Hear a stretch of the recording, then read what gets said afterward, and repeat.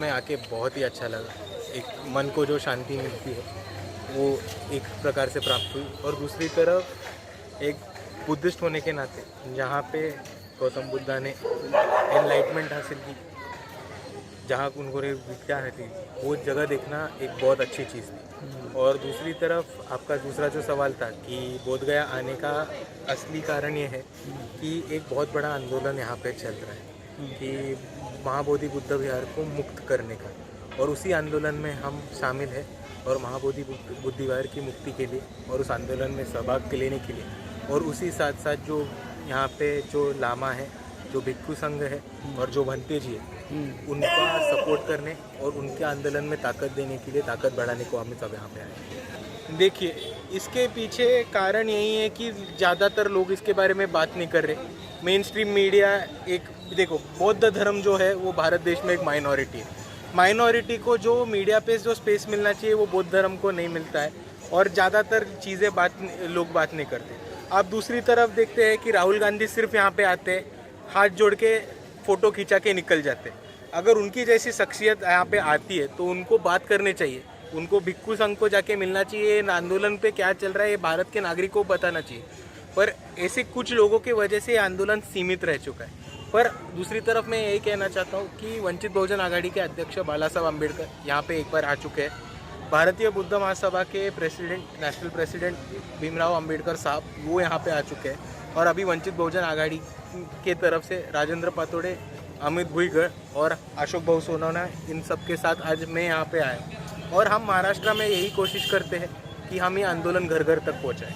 आपको सीधा सीधा बताना हो तो एक छोटा हमने प्रोग्राम किया था जिसका नाम था बौद्ध संवाद दौरा।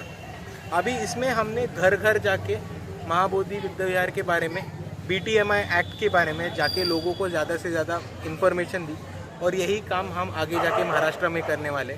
उसके अलावा कलेक्टर को मिलके निवेदन देना, सिग्नेचर कैंपेन लेना और जन जन में आंदोलन की भावना उत्तेजित करना, ये हम करते ही आ रहे हैं। और मैं आके जाके ये दावे के साथ कह सकता हूँ कि ये जो आंदोलन है वो जन आंदोलन बनेगा और बहुत लोग इसमें शामिल। महाराष्ट्र की बात कही तो महाराष्ट्र में एक बहुत स्ट्रॉन्ग पार्टी है जो मुद्दे उठाते हैं, वो पार्टी का नाम है वंचित बहुजन आघाड़ी। बिहार की बात करें तो यहाँ पे जो रूलिंग पार्टी है वो रूलिंग पार्टी आंदोलन दबाने की कोशिश कर रही है, हम सब ने देखा है। पर जो विपक्ष है वो विपक्ष उनके साथ मिले हुए हैं, ये साफ साफ दिख रहा है। मतलब आप देखोगे तो 125 ईयर्स हो गए, महाबोधि बुद्ध विहार को मुक्ति मिलनी चाहिए थी, अभी भी नहीं मिली। उस 125 ईयर्स में अपन अगर सिर्फ इंडिपेंडेंस के बाद का पीरियड देखें तो इसमें 4 BJP JDU के मुख्यमंत्री रह चुके और 19 कांग्रेस के मुख्यमंत्री रह चुके। तो अगर दोनों तरफ के लोगों को ये आंदोलन ख़त्म करना है तो ये आंदोलन बढ़ने का चांस ही नहीं है। इसलिए हमको बिहार के लोगों ने, बोधगया के लोगों ने और ख़ास करके भिक्षु संघ ने, लामा ने हमको यहाँ पे बुलाया है, बंते जी ने यहाँ पे बुलाया, और उन्होंने बोला है कि आप ही अकेली पार्टी है जो इस आंदोलन में शामिल होते हो, इसमें भूमिका लेते हो।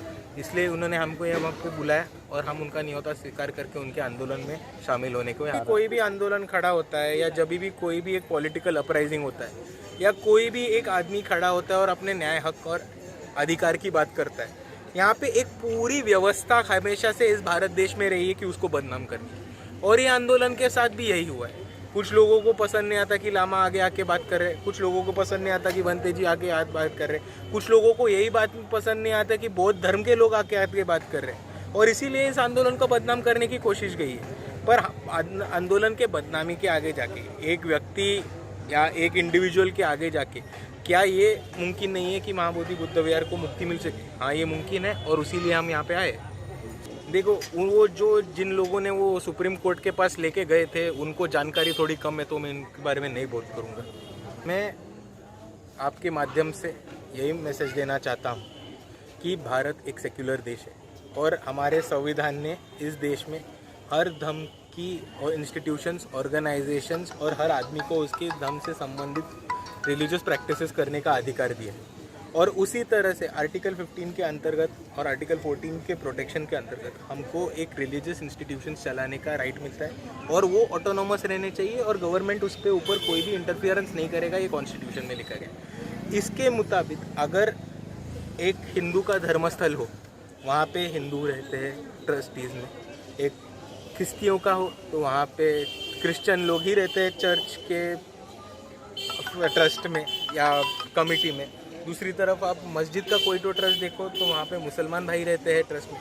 उसी तरफ हमारा इतना ही कहना है कि ये महाबोधि बुद्ध विहार जो है वो हमारे लिए एक बहुत महत्वपूर्ण जगह है, क्योंकि यहाँ पे तथागत भगवान गौतम बुद्ध ने एनलाइटनमेंट हासिल की थी और इसीलिए बोध गया को आगे जाके एक वर्ल्ड के प्लेटफॉर्म पे एक बहुत important tourist spot, religious spot बनाने का और उसी जाके एक अच्छा ट्रस्ट और कमेटी बिठाए जो महाबोधि बुद्ध विहार की विकास के लिए और यहाँ के बौद्धों के विकास के लिए बात। पार्टी धर्म है जो अपने न्याय के लिए लड़ रहा है, हक के लिए लड़ रहा है। जैसे आप नहीं चाहोगे कि आपके धर्म स्थल पे कोई और आके बैठ जाए, वैसे हमारी यही मांग है कि हमारे जो धम्म गुरु है, हमारे जो लामा है, भंते जी है, जो भिक्खू है, उनके कंट्रोल में हमारा धर्म स्थल आ जाए और वो ही उसकी देखभाल करे। हमारी मांग इतनी ही है।